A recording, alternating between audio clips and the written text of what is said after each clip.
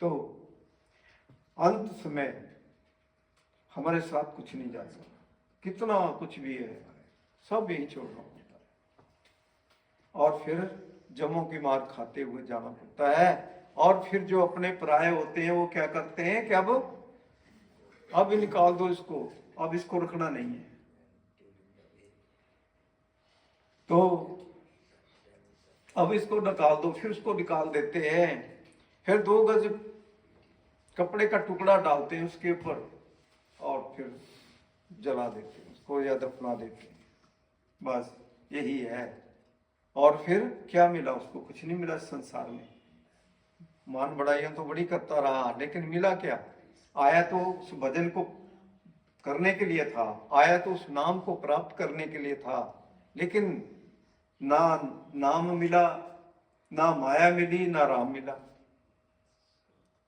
तो ऐसे खाली आया और खाली संसार से चले गए। तो कुछ लेकर के जाना है।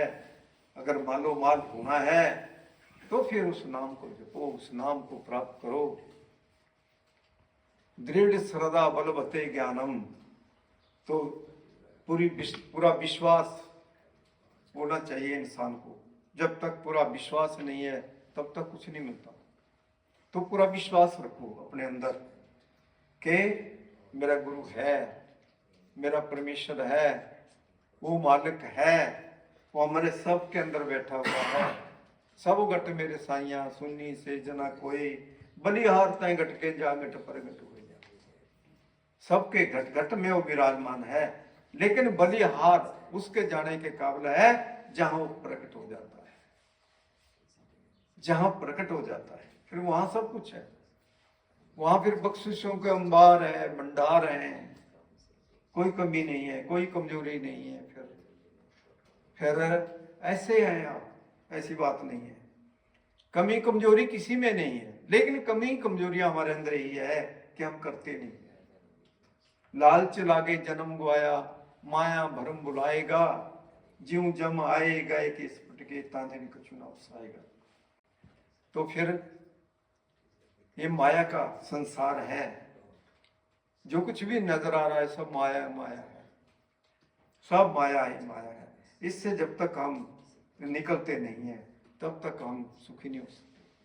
तो इसमें बंधने से हमें कोई लाभ नहीं मिला आज तक, कोई सुख नहीं मिला आज तक, किसी को सुख नहीं मिला। सब रोते हुए आया और रोते हुए इस संसार से चले गए। सबको रोना पड़ा। तो इसलिए हमें विचार करना है। बैठो, रात को बैठो, बिस्तर पे बैठ जाओ, विचार करो कि हम कौन हैं, कहाँ से आए हैं, क्या करने के लिए हमें ये अवसर मिला है। इतना बड़ा सुनहरी अवसर मिला है, ये बहुत बड़ा अवसर है। तो पौड़ी छुटकी हाथ ना वहला जन्म गवाया, इतना आला जन्म मिला हुआ है, लेकिन अगर इससे चूक गए तो फिर पछताना पड़ेगा। इस पौड़ी के जो नर चुके सो आए जाए दुख पाइंदा। किता होए तो क्या कहिए, गुरमुख नाम पदार्थ लिए, गुरमुख नाम पदार्थ लिए। तो उस नाम को अगर प्राप्त कर लिया है तो अभी तो उस नाम को अभी तो आगे ही मिलेगा। वो नाम तो अभी तीसरे मंडल में जाकर के मिलता है। तो हम वहां जाकर के गुरुमुख बनते हैं।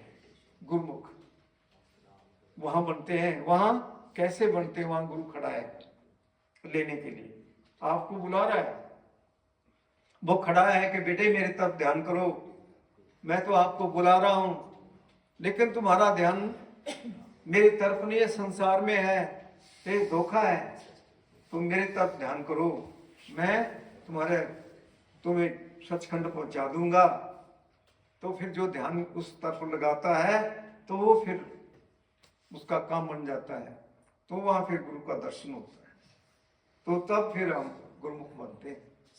ऐसे नहीं, ऐसे तो भटक रहे हैं। तो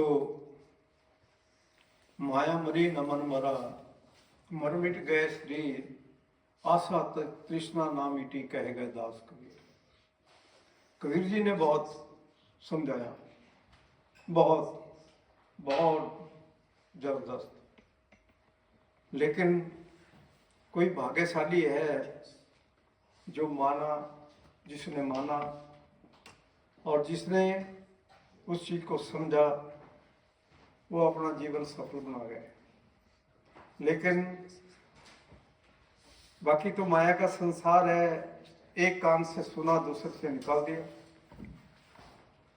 तो इंद्रियन के बस मन रहे, मन के बस रहे बुद्ध, कहो ध्यान कैसे लगे, कहो ध्यान कैसे लागे, ऐसा जहां व्रत। तो इंद्रियां जो है हमारी, जैसे गुरु साहब भी कहते हैं, तो भी समझा रहे हैं कि जब तक आप 9 द्वारों से ऊपर नहीं आते तब तक हम मन इंद्रियों के गुलाम हैं। तो तभी कहते हैं ना कि मन इंद्री बस कर रखो, पियो घूंट गुड़ जाम से। जिस दिन हम अपने मन इंद्रियों के ऊपर कंट्रोल कर लेंगे तो फिर भर भर के जग आप अमृत के चखेंगे, फिर कोई कमी नहीं है। तो मन इंद्री बस कर रखो, पियो घूंट गुड़ जाम से, तो फिर कोई कमी नहीं है। लेकिन हमारा मन इंद्रियों का गुलाम हुआ पड़ा है। इंद्रियन के बस मन रहे, मन के बस रहे बुद्धि, मन के बस में बुद्धि है। मन बड़ा शैतान है, ये बंदर है। बताया था एक दिन आपको कि महाराज कृपाल सिंह जी, महाराज श्याम सिंह जी, महाराज ठाकुर सिंह जी, महाराज जैन सिंह जी बताया करते थे, बकरी और उस बंदर की बात बताई थी, तो बहुत हंसते थे, बड़ी बहुत बहुत खुश होते थे कि देखो कितना शैतान था वो। दूध तो पी जाता था, मलाई भी खा जाता था, थोड़ी सी मलाई बकरी के मुख में लगा देता था और उसको मार खानी पड़ती थी। वही हालत मन की है। मन सब कुछ चट कर जाता है, ऐसा गुलाम है, ऐसा शैतान है, सब कुछ चट कर जाता है ये। लेकिन हमारा छुटकारा इससे नहीं होता। और जिस दिन आप भजन कर लोगे, मन इंद्रियों को कंट्रोल में कर लोगे, तो फिर भर जाओगे, फिर कोई कमी नहीं है, भंडार भर जाएंगे, फिर कोई कमी नहीं, कोई कमजोरी नहीं है। लेकिन कमजोरी तब तक है जब तक हम मन इंद्रियों के गुलाम बने हुए हैं। तो इसलिए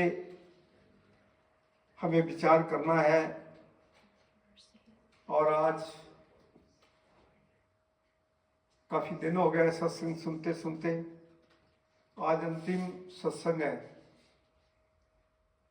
और आज तो फिर अभी ठीक है, तो इसको कहते हैं संसार है।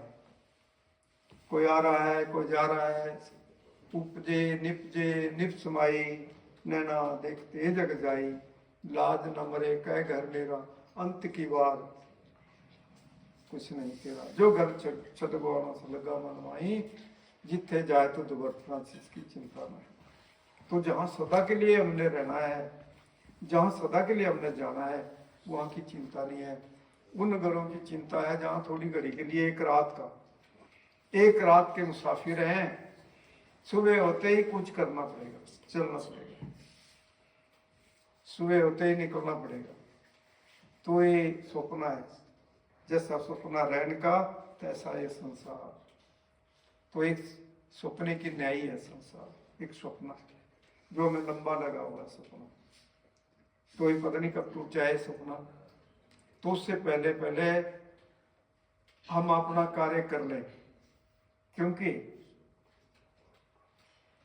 फिर कोई पता नहीं चलता कि कब क्या हो जाए,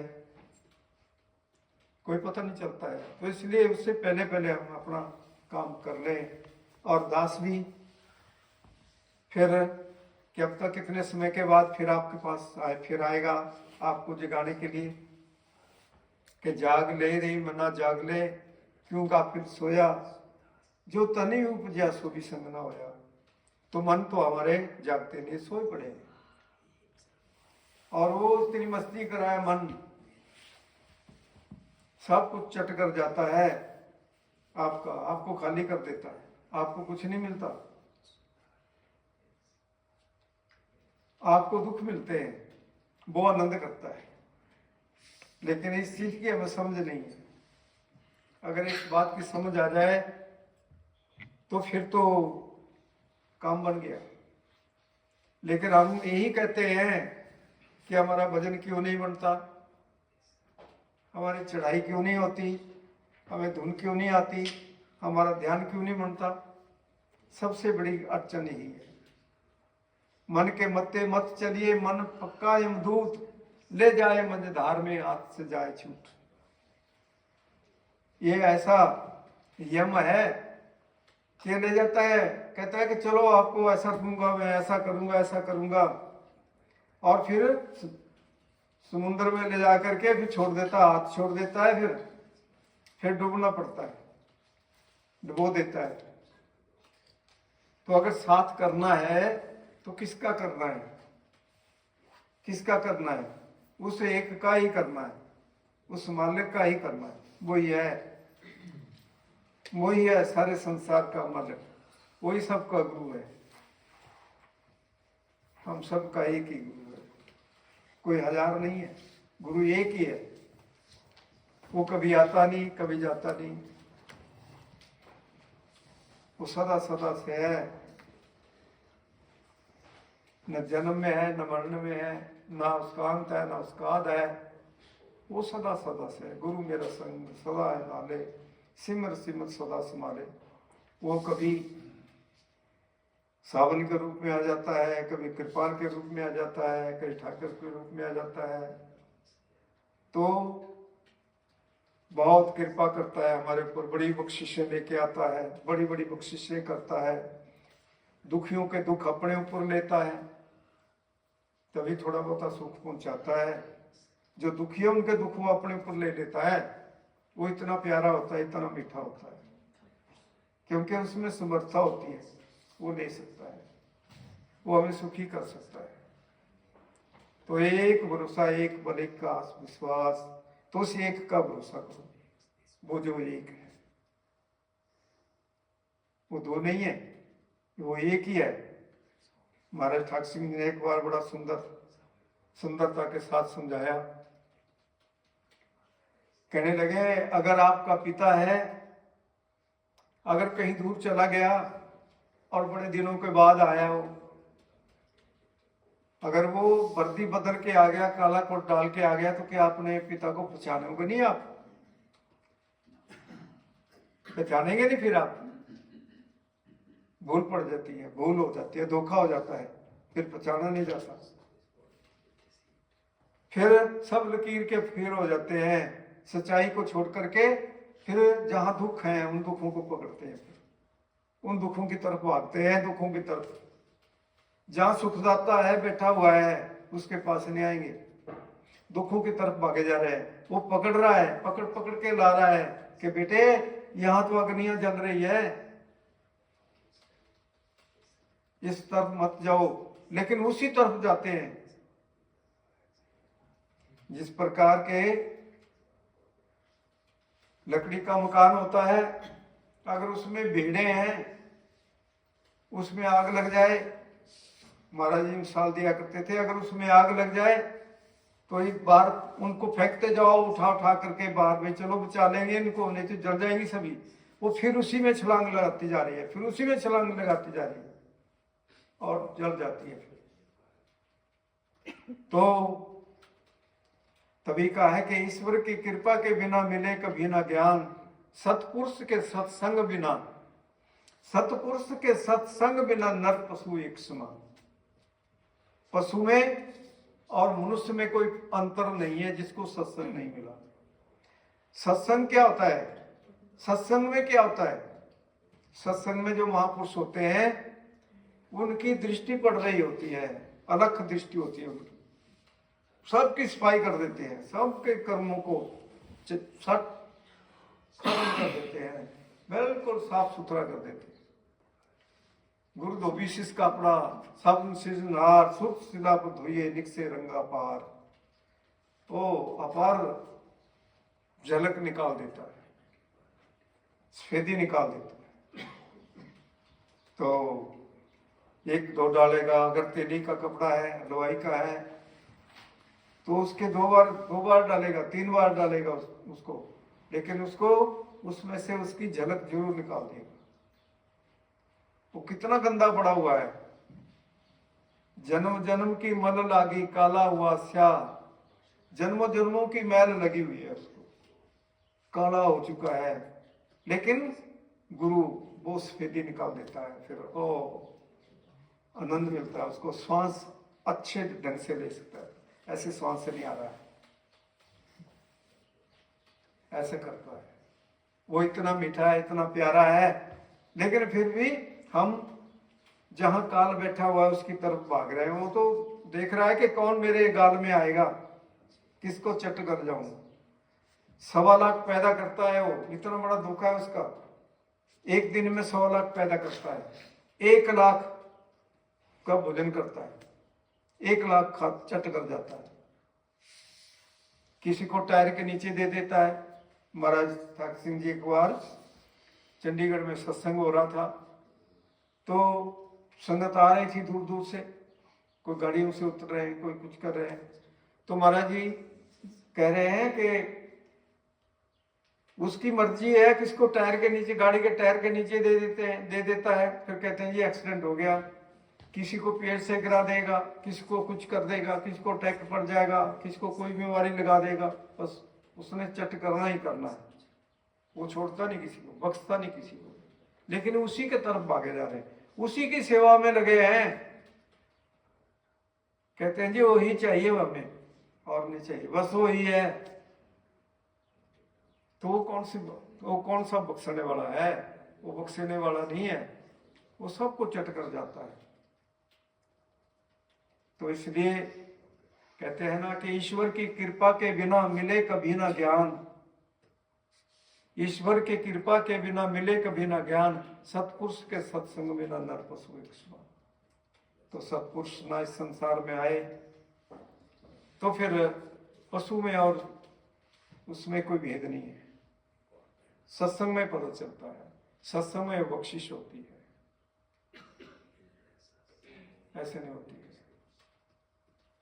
तो हमें विचार करना चाहिए कि हमारी आयु बड़ी जल्दी भाग रही है, और हमारे इतने अनमोल श्वास हैं, ये गिनती से मिले हुए, ये खत्म हो रहे हैं। जिस दिन खत्म हो जाएंगे छुट्टी हो जाएगी। फिर कहते हैं जी अब तो इसकी चार्जिंग खत्म हो गई, अब बंद हो गया, फिर कुछ नहीं रहता, फिर उसमें से लाइट निकल जाती है। जब तक वो साउंड और लाइट हमारे अंदर है तब तक जीवन है। तो उसको पकड़ो, उसको पकड़ो। Light and sound is God, उसको पकड़ो, उसको पकड़ के चल पड़ो। फिर कोई चिंता नहीं है। फिर इधर उधर मत देखो कि हाँ ये बड़ी अच्छी चीज है, ये बड़ी अच्छी चीज है, ये भी है, ये भी है, उधर मत देखो। गुरु जैसा नाही को देव, जिस मस्तिष्क भाग सुलागा से। गुरु जैसा कोई नहीं है, वही सच्चा हितकारी है, सच्चा सुखदाता है। बाकी सब लूटने वाले हैं, सब तोड़ने वाले हैं, सब खाने वाले हैं, सब दुख देने वाले हैं। सुख किस कोई नहीं दे सकता संसार में। संसार रोगी नाम दारू, सारा संसार रोगी है, लेकिन दवाई क्या है? नाम। दवाई नाम है। तो वो दवाई अभी बहुत दूर है, उसके लिए बैठना पड़ेगा। बैठेंगे तो फिर कोई रोग नहीं रह जाता, कोई दुख नहीं रह जाता। फिर जीवन सफल हो जाता है, आनंददायक हो जाता है। फिर रोग शोक सब मिट गए, नित नवन रो, आनंददायक जीवन हो जाता है। फिर रोग शोक सब खत्म हो जाते हैं, आनंददायक जीवन हो जाता है। तो ऐसे करो कमाई, फिर देखो आपको क्या मिलता है। लेकिन बैठ नहीं सकते, कोई कहता है जी गर्दन में दर्द होती है, कोई कहता है जी बाजू में दर्द होती है, हाथों में दर्द हो जाती है, हाथ बाजू सुन्न हो जाते हैं। ये कौन करेगा? तो बड़ा औखा है। संसार में लगे रहेंगे सुबह से शाम तक, पलच पलच जगली, कहते हैं ना कि पलच पलच सगली मोई, झूठे धंधे मोह, इको सार के नाम में आगे ले खो। तो सारा दिन लगे रहेंगे शाम तक उसमें लगे रहेंगे, लेकिन आराम से बैठ करके उस मालिक का भजन नहीं करेंगे, वो नहीं कर सकते। वो बड़ा औखा लगता है। क्यों लगता है औखा? काल बैठने नहीं देता। वो तो देखता है कि कोई मेरे चुंगल से निकल ना जाए। उसने तो सबको अपना चिबिना बनाया है। जग चिबिना काल का, जगत चिबिना काल का, कुछ मुट्ठी कुछ गोद, कुछ गोदी में भरे हुए हैं, खाए जा रहा है सबको, किसी को नहीं छोड़ता, सबको चट कर जाता है। तो माया मरी न मन मरा, मर मिट गए शरीर, आशा तृष्णा ना मिटी, कहेगा दास कबीर। तो ये माया सबको खा जा रही है, ये कभी किसी को नहीं छोड़ती है, सबको चट कर जाती है, सबको चट कर जाती है। लेकिन उससे वही बचता है, कबीर साहब कहते हैं कि वही बचता है जो शब्द के साथ जुड़ता है। और जितना मर्जी कुछ करते रहो आप, उससे कुछ नहीं होता। जो शब्द के साथ जुड़ गया तो फिर 9 ठाके दहाब तराए, 10 जिगर बासा पाए, उठे अनहद शब्द बजे दिन राती, गुरमती सब सुना बने। तो 9 द्वारों में हम बैठे हैं। 9 द्वार तो संसार की तरफ खुलते हैं, लेकिन वो सीधा सचखंड जाता है। वो सचखंड का दरवाजा है। जिस दिन वो खुल गया तो फिर आपका तो मालो माल हो गया, फिर कोई कमी नहीं रहेगी। फिर आनंद आनंद आनंद आनंद ही आनंद, सुख ही सुख है। देखो करके देखो क्या मौत मिलती है आपको।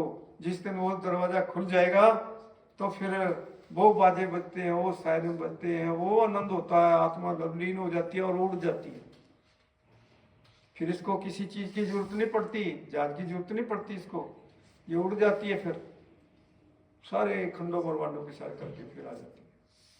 इसकी इतनी बड़ी उड़ान है, इतनी बड़ी ताकत है। ऐसे हैं आप, लेकिन फिर भी कहते हैं जी मेरे को ये दुख आ गया, मेरे को यहाँ दर्द हो रहा है, मेरे को वहां दर्द हो रहा है, ऐसा हो रहा है, वैसा हो रहा है। तो उसने तो बचा हुआ है ना, तो उसे बचना है तो नाम को ध्याओ। जिन नाम ध्याया गैम सख्त घाल, नानक तेम खुजरे कितनी छुट्टी नाल। तो उसी का छुटकारा हुआ है जिसने नाम को जपा है, जिसने नाम को ध्याया है, उसी का छुटकारा हुआ है, बाकी किसी का नहीं। बाकी सब फंसे हुए हैं, उसके संगली डाली हुई है, सबके गले में फांसी डाली हुई है उसने। उसकी मर्जी है, जब मर्जी झटका मार देता है, बस कहता चट कर जाता है। इतना धोखा है उसका। तो ठीक है, आप सभी आपका सहयोग मिलता रहा और आपने सबने सहयोग दिया। जैसे यहाँ पे बारबरा ने और डोरीज ने और जितने भी हैं, बारबरा तो और जो लोग भी हैं उधर बैठे हुए हैं, देखो यहाँ भी बैठे हैं, हंस जी हैं। तो इन्होंने सब ने मिलजुल के यहाँ बहुत अच्छा काम किया और इन्होंने यहाँ बुलाया। तो दास को भी आपके बीच में आने का अवसर मिला और आपका प्यार मिला, सबका बहुत प्यार मिला। तो बड़ी खुशी हुई आपसे मिल करके। लेकिन जैसा मेरे सतगुरु कह गए मेरे सतगुरु कृपाल सिंह जी कह गए, तो उनके वचनों के ऊपर फूल चढ़ाने हैं और उन वचनों के ऊपर चलना है। और हमने अपने जीवन का बीमा कर लेना है। उस बीमे की जरूरत नहीं है, वो किसी काम का नहीं होता। इस बीमा करना के हम इस शरीर में से निकल जाए और अपने घर में पहुंच जाए, फिर आपको कोई कमी नहीं है, फिर कोई कमजोरी नहीं है, फिर कोई धोखा नहीं है। फिर धोखा कहाँ व्यापे जे हर गुण गाई, फिर धोखा नहीं रह जाता। तो ये काम करना है, इसको करो, इसके लिए लग जाओ। 3-4 घंटे लगा लिया करो, अपने कार्य में से कुछ निकालो, सोने में से निकाल लो। लेकिन हमारे ये स्वांश बड़े अनमोल है जो हमें मिले, ये बड़े अनमोल है, तो उनका लाभ जो है उठा लो।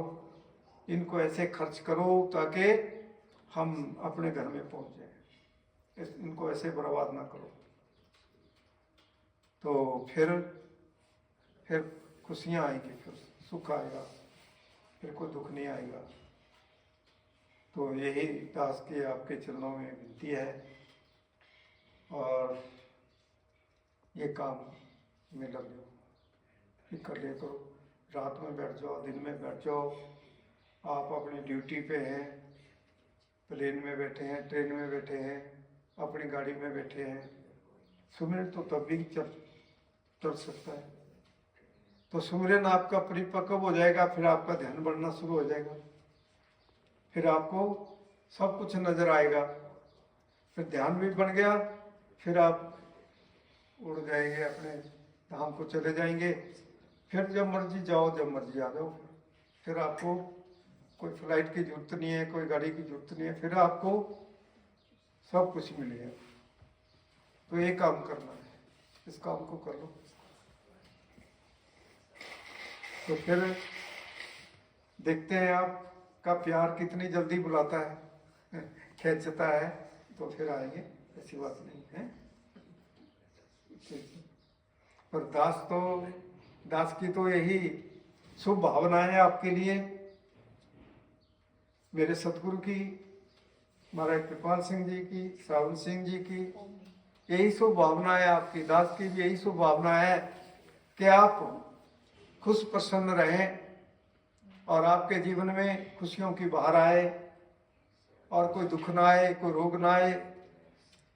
बस इससे बचे रहे आप और भजन सुमिरन करते रहे।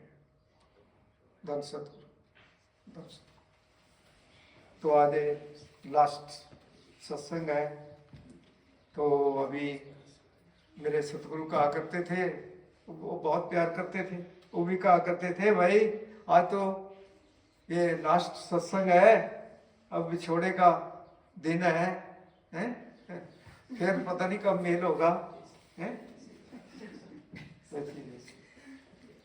ये बात होती है।